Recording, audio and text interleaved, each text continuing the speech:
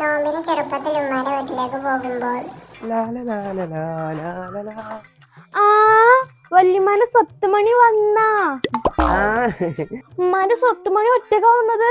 ഉമ്മച്ചൊന്നും വന്നില്ലേ? ഇല്ല വല്യമ്മ, ഞാൻ ഒറ്റക്ക് ബസ്സിനാ വന്നത്. ഉമ്മ ഒന്നും വന്നിട്ടില്ല. ഉമ്മേ, ഇത് സ്വത്തുമണി അതിനൊക്കെ ആയോ? എന്നാലേ ഇതില്ലേ 500 ഉറുപ്പ്യ ഉണ്ട്. ഇത് പെരുന്നാക്കേ മുട്ടായും പടക്കും എല്ലാം വാങ്ങിക്കോണ്ടി. എന്നാ മാണ്ട വല്യമ്മ, അതൊന്നും മാണ്ട. എന്റെ സ്വത്തുമണിക്ക് വല്യമ്മ തരുമ്പോ അങ്ങനെ വാങ്ങാതൊക്കലാ. ഇന്നാ നോമ്പിന് ഇപ്പോൾ ഉമ്മാന്റെ വീട്ടിലേക്ക് പോകുമ്പോൾ അത് ശരി.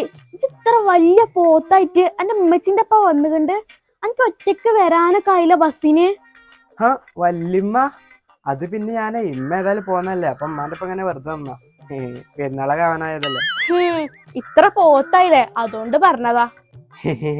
പണ്ടൊക്കെ ഞാനേ വല്യമാരുടെ അടുത്ത് വന്നപ്പോ വല്യമ്മ പൈസ ഒക്കെ തന്നീനല്ലോ. വല്യമ്മ 100 ഉറുപ്പ്യ തരുമോ? പൈസ എന്തിന്? ഇത്ര വലിയ പോത്തേക്കാണ്ട് പണിക്കൊക്കെ പോവില്ലേ, പിന്നെ എന്തിനാ എനിക്ക് പൈസ? ഇല്ല വല്യമ്മ, എന്റെ ഒക്കെ പൈസ ഒന്നും ഇല്ല. 100 ഉറുപ്പ്യ തരും വല്യമ്മ. ഇത്ര പോരോലോ പൊയ്ക്കോടുന്ന്.